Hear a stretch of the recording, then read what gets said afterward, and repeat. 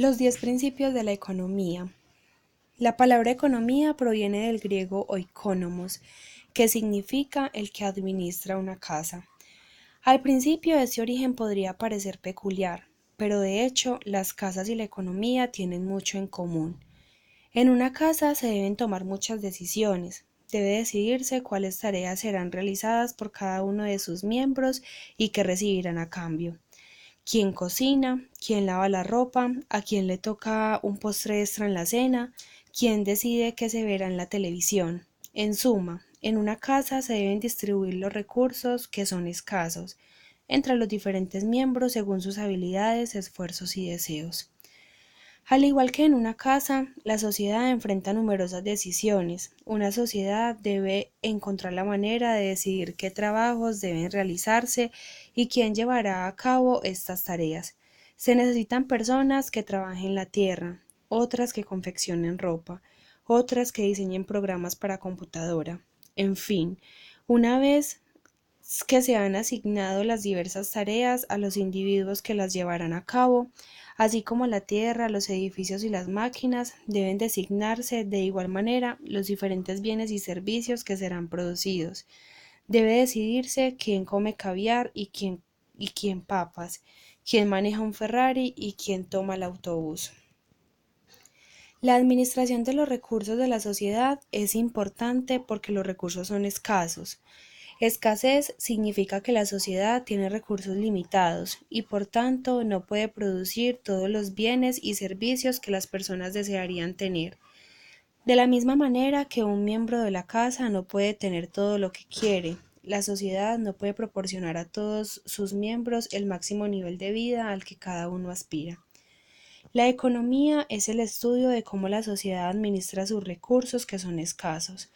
En la mayoría de las sociedades los recursos no son asignados por un dictador omnipotente, sino que se distribuyen por medio de las acciones conjuntas de millones de hogares y empresas.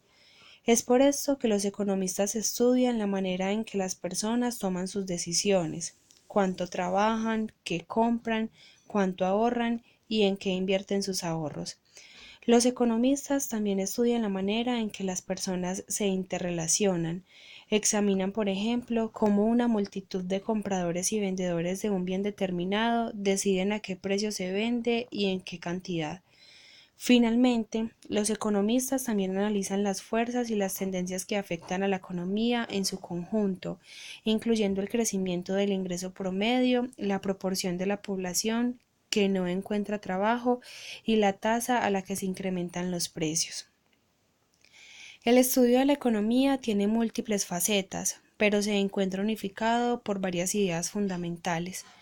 En este capítulo estudiaremos los 10 principios de la economía y le pedimos a usted que no se preocupe si no entiende todos los principios de un solo golpe o si estos no le parecen totalmente convincentes. En los capítulos subsecuentes se analizarán estas ideas de un modo más profundo. Así se introducen los 10 principios de la economía para ofrecer una visión panorámica del objeto de estudio. Este capítulo debe ser considerado como un avance de los fascinantes conocimientos que estudiaremos. Cómo las personas toman decisiones. Una economía no tiene nada de misterio, independientemente de que nos refiramos a la economía de Los Ángeles, a la de Estados Unidos o a la del mundo. La economía es solamente un grupo de personas interactuando en su vida diaria. El comportamiento de la economía refleja el comportamiento de sus individuos y es por esto que iniciamos el estudio de la economía con 4 principios que regulan a los individuos al tomar decisiones. Principio número 1. Las personas enfrentan disyuntivas. Quizá haya escuchado el dicho que asegura, no se puede hablar y silbar al mismo tiempo.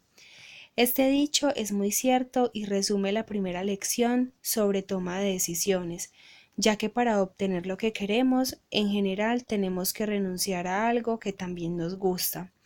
Tomar decisiones significa elegir entre 2 objetivos. Pensemos en un estudiante que debe decidir cómo distribuir su recurso más importante su recurso más valioso, es decir, su tiempo. El estudiante puede pasar todo su tiempo estudiando economía, psicología o dividiéndolo entre estas dos materias. Por cada hora que el estudiante destine a estudiar una materia, automáticamente dejará de estudiar la otra materia durante ese tiempo. Por cada hora que pase estudiando, automáticamente dejará de dedicar dicha hora a tomar una siesta, pasear en bicicleta, ver la televisión o trabajar medio tiempo para así tener algo de dinero extra. Ahora piense en los padres que deciden cómo gastar el ingreso familiar. Pueden comprar ropa, comida o salir de vacaciones. Pueden también ahorrar una parte de su ingreso para cuando se jubilen o bien para pagar la educación de sus hijos. Cuando los padres deciden gastar $1 en uno de estos bienes, automáticamente tienen $1 menos para gastar en otra cosa. Cuando las personas se agrupan en sociedades se enfrentan diferentes disyuntivas. La disyuntiva más común es entre pan y armas. Entre más gaste la sociedad en defensa nacional, armas, menos dinero tendrá para gastar en bienes de consumo, pan, y así mejorar el nivel de vida de la sociedad en su conjunto. Asimismo, en las sociedades modernas también es importante la disyuntiva entre un ambiente limpio y un alto nivel de ingreso. Las leyes necesarias para hacer que las empresas contaminen menos provocan que los costos de producción de los bienes y servicios aumenten, y debido a estos costos más altos, las empresas ganan menos o pagan salarios más bajos o venden los bienes a precios más altos, o crean una combinación de estas variables. Así, y aunque las leyes para contaminar menos tienen como resultado un ambiente más limpio y mejoran la salud, su costo es la reducción del ingreso de los propietarios de las empresas, los trabajadores y los consumidores. Otra disyuntiva que la sociedad enfrenta es entre la eficiencia y la equidad. La eficiencia significa que la sociedad extrae el máximo beneficio de sus recursos escasos. La equidad significa que la sociedad distribuye igualmente esos beneficios entre sus miembros. En otras palabras, piense en los recursos de la economía como un pastel que debe repartirse. La eficiencia sería el tamaño del pastel y la equidad la manera en cómo se reparte entre los diferentes individuos. En el momento en que las políticas públicas se diseñan, estos dos objetivos entran en conflicto. Piense, por ejemplo, en las medidas destinadas a conseguir una distribución más equitativa del bienestar económico.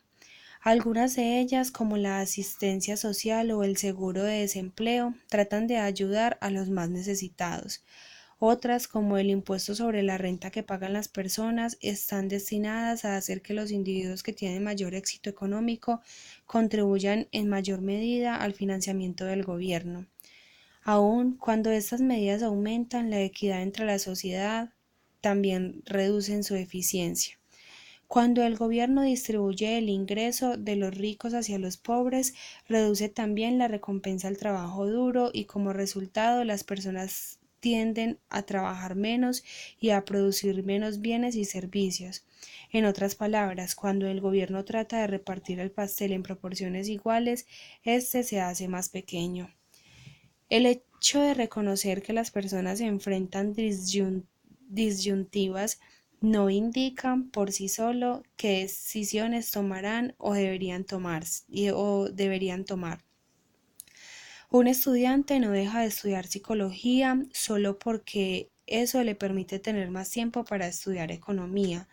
Del mismo modo, la sociedad no deja de proteger el ambiente solo porque las regulaciones ambientales reducen nuestro nivel de vida material. Asimismo, la sociedad no debe dejar de ayudar a los pobres solo porque esto distorsiona los incentivos del trabajo. No obstante, es importante reconocer las disyuntivas que se enfrentan en la vida, porque muy probablemente los individuos solo tomarán decisiones adecuadas si comprenden cuáles son las opciones que tienen. Principio número 2. El costo de una cosa es aquello a lo que se renuncia para obtenerla. Debido a que al tomar decisiones los individuos se enfrentan disyuntivas, es necesario comparar los costos y los beneficios de los diferentes cursos de acción que puedan tomar. Sin embargo, en muchos casos el costo de una acción no es tan evidente como podría parecer al principio. Considere, por ejemplo, la decisión de asistir a la universidad. El beneficio será el enriquecimiento intelectual y tener mejores oportunidades de trabajo. Pero, ¿cuáles serán los costos? Para responder a esta pregunta, quizá estemos tentados a incluir cuestiones como el dinero que se gastará, los libros, el alojamiento y la manutención. Sin embargo, este total no representa realmente aquello a lo que renunciamos cuando decidimos estudiar un año de universidad. Hay dos problemas en este cálculo. El primero es que incluye cosas que no son realmente los costos de estudiar en la universidad, ya que aun cuando usted abandonara los estudios, de cualquier manera necesitaría gastar en alojamiento y comida, los cuales son costos de ir a la universidad, solo en la medida en que son más caros en la universidad que en otros lugares. Segundo, este cálculo ignora el costo más alto de asistir a la universidad, el tiempo. Cuando uno decide pasar un año asistiendo a clases, leyendo libros de texto y escribiendo trabajos, ese año no puede dedicarse a trabajar. Para la mayoría de los estudiantes, el costo más alto de asistir a la universidad es dejar de ganar dinero que generarían si trabajaran. El costo de oportunidad de una cosa es aquello a lo que renunciamos para conseguirla. Cuando tomamos una decisión como la de estudiar en la universidad, debemos estar conscientes de los costos de oportunidad que acompañan cada una de nuestras posibles opciones. Por ejemplo, los deportistas colegiales que tienen la posibilidad de ganar millones si abandonan los estudios y se dedican profesionalmente al deporte, por lo general están muy conscientes de que para ellos el costo de oportunidad de estudiar en la universidad es muy alto. No es de extrañar que a menudo lleguen a la conclusión de que el beneficio de asistir a la universidad no vale la pena. El costo. Principio número 3. Las personas racionales piensan en términos marginales. Los economistas generalmente suponen que los individuos son racionales. Una persona racional, dadas las oportunidades, sistemática y deliberadamente, hace todo lo posible por lograr sus objetivos. Al estudiar economía, usted encontrará empresas que decidan cuántos trabajadores contratarán y cuánto producirán y venderán con objeto de maximizar sus beneficios. También encontrará personas que deciden cuánto tiempo deben trabajar y qué bienes y servicios deben adquirir con su ingreso, con el fin de lograr la mayor satisfacción posible. Las personas racionales saben que las decisiones en la vida raras veces se traducen en elegir entre lo blanco y lo negro, y generalmente existen muchos matices de grises. A la hora de la cena, por ejemplo, no tenemos que elegir entre ayunar o comer en exceso. Más bien, la decisión consiste en si debemos o no comer más puré de papa.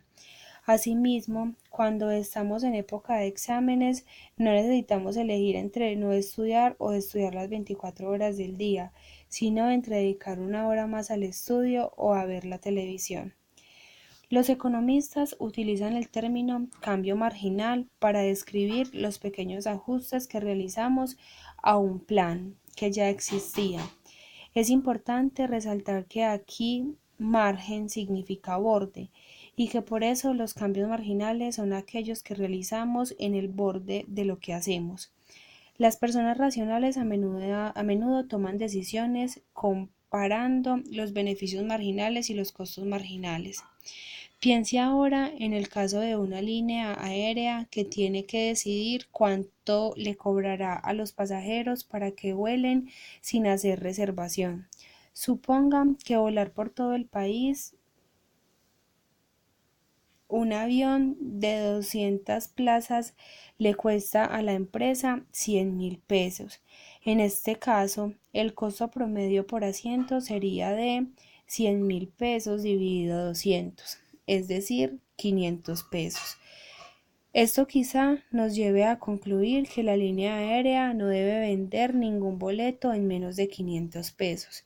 Sin embargo, en la realidad, la línea aérea puede obtener más beneficios pensando en términos marginales. Imagine por un momento que un avión está a punto de despegar con 10 asientos vacíos y que un pasajero sin reservación está esperando en la puerta de embarque dispuesto a pagar 300 pesos por su boleto.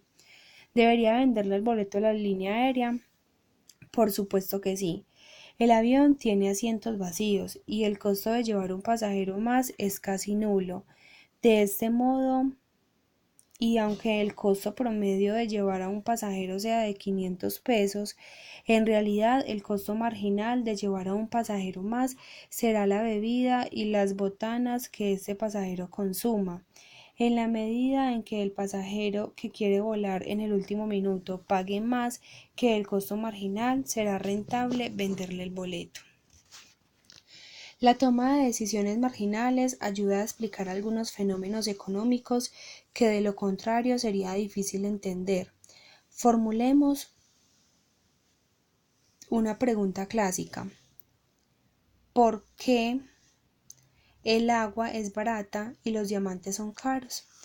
Los seres humanos necesitan el agua para sobrevivir, mientras que los diamantes son innecesarios.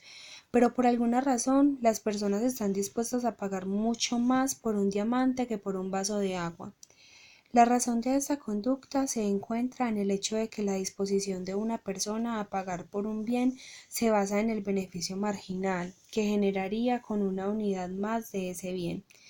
Así, el beneficio marginal depende del número de unidades que posea esa persona. Aun cuando el agua es esencial, el beneficio marginal de tener un vaso más es casi nulo debido a que el agua es abundante. En cambio, aun cuando nadie necesita diamantes para sobrevivir, el hecho de que sean tan escasos provoca que las personas piensen que el beneficio marginal de tener un diamante extra es más grande. Un tomador de decisiones racional emprende una acción si y solo si el beneficio racional de esta acción es mayor al costo marginal. Este principio explica por qué las líneas aéreas están dispuestas a vender un boleto en un precio inferior al costo promedio y por qué las personas lo están a pagar por los diamantes que por el agua. Puede tomar algún tiempo acostumbrarse a la lógica del razonamiento marginal, pero el estudio de la economía provee múltiples oportunidades para poner este razonamiento en práctica. Principio número 4. Las personas responden a los incentivos. Un incentivo es algo que induce a las personas a actuar y puede ser una recompensa o un castigo. Las personas racionales responden a los incentivos debido a que toman sus decisiones comprando los costos y los beneficios. Usted verá cómo los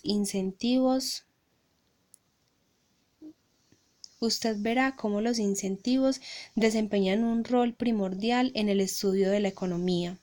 Un economista llegó incluso a decir que la economía puede resumirse en la siguiente frase: las personas responden a los incentivos, lo demás es irrelevante. Los incentivos son fundamentales cuando se analiza cómo funcionan los mercados. Por ejemplo, cuando el precio de las manzanas aumenta, las personas deciden consumir menos manzanas. A su vez, el productor decide contratar a más personas con la finalidad de cultivar más manzanas. En suma, un precio de mercado más alto incentiva a los compradores a consumir menos y a los productores a producir más. Como después se verá, la influencia de los precios en el comportamiento de los consumidores y los productores es de vital importancia para determinar cómo distribuye una economía de mercado y los recursos escasos. Las autoridades no deben olvidar los incentivos, pues muchas de las medidas que toman alteran los costos o los beneficios que enfrentan los individuos y por tanto su conducta. Piense, por ejemplo, en un impuesto a la gasolina. Esto motivará a las personas a usar automóviles compactos y eficientes.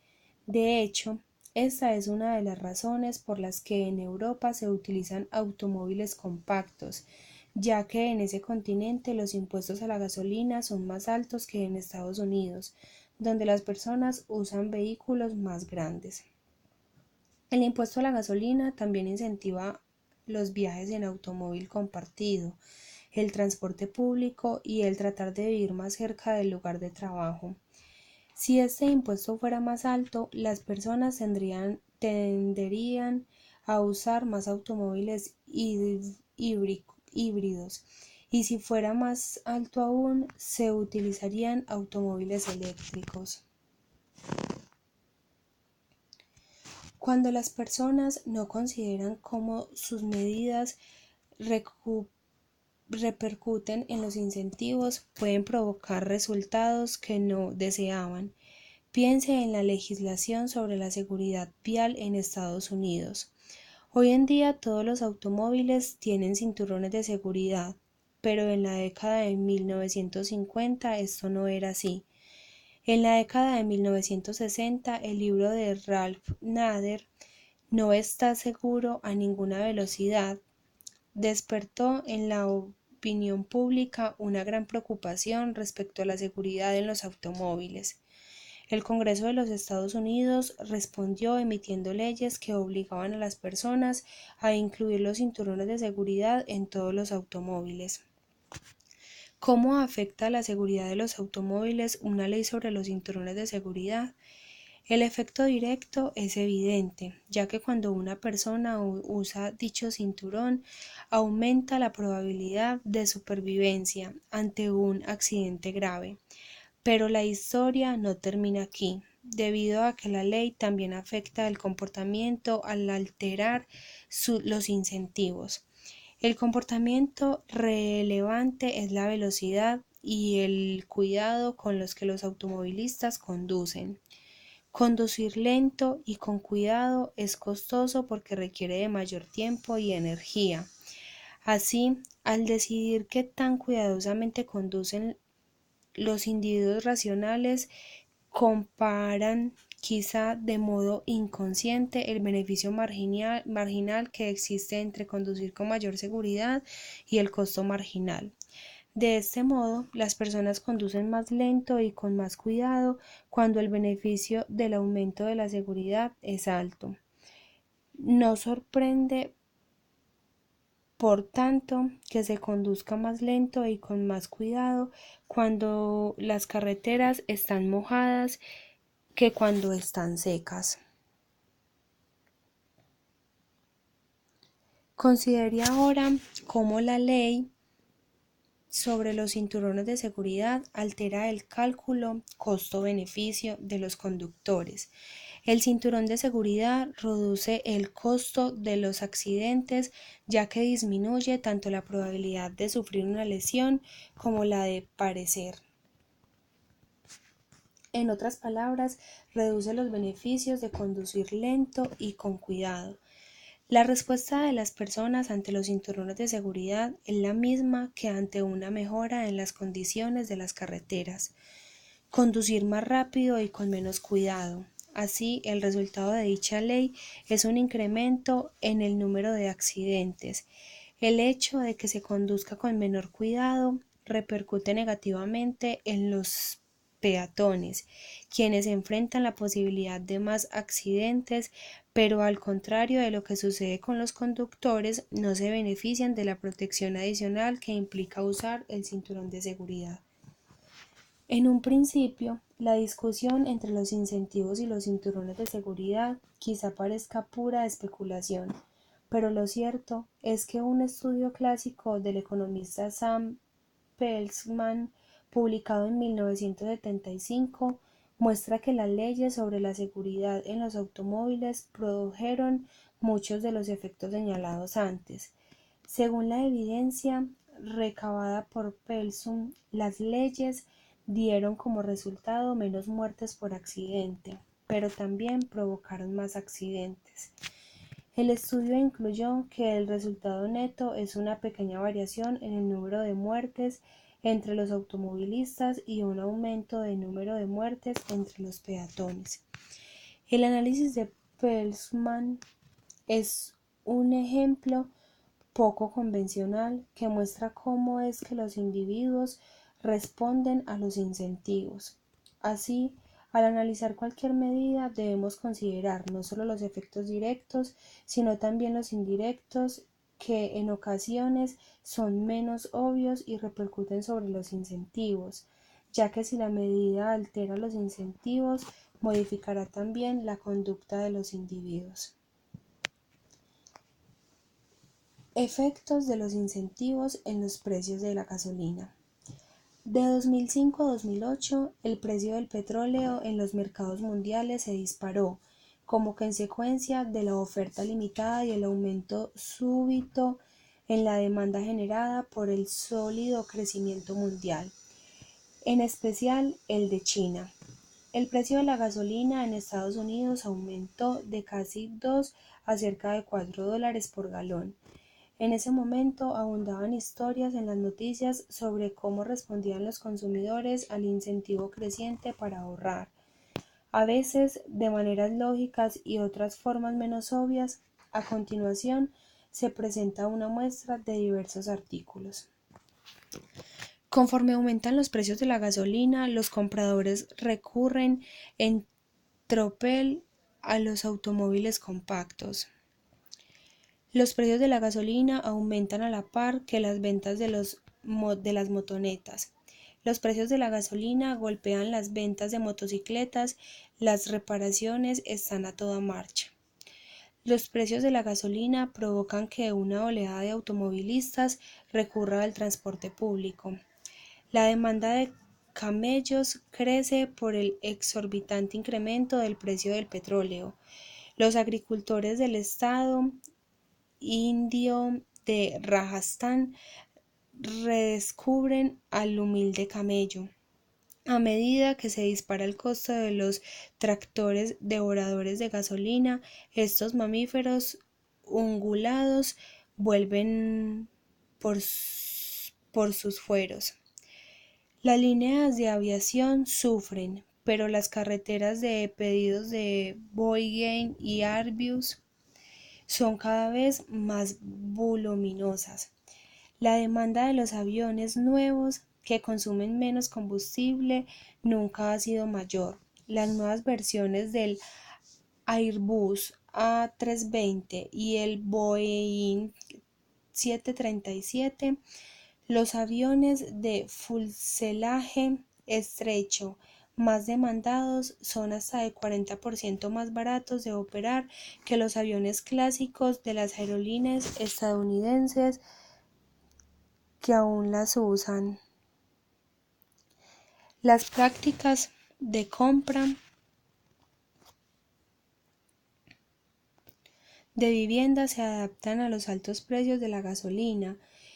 En su búsqueda de una nueva casa, Demetrius Stroud hizo cuentas y descubrió que, con el aumento continuo de los precios de la gasolina, lo mejor para su bolsillo era que él se mudara cerca de una estación de trenes Amtrak.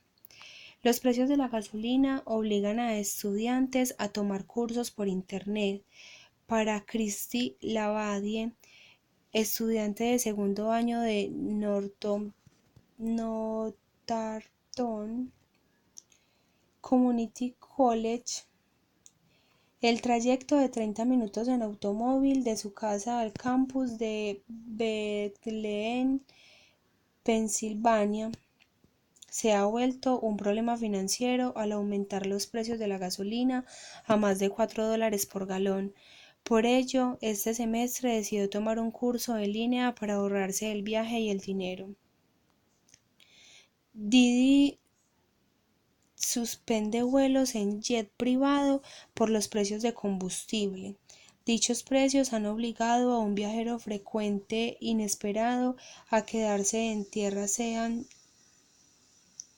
Diddy Combs, el magnate del hip hop, anunció que ahora viaja en aerolíneas comerciales en lugar de en sus jets privados, los que antes le costaban, según el propio informe de Combs, $200.000 o más por un viaje redondo entre Nueva York y Los Ángeles.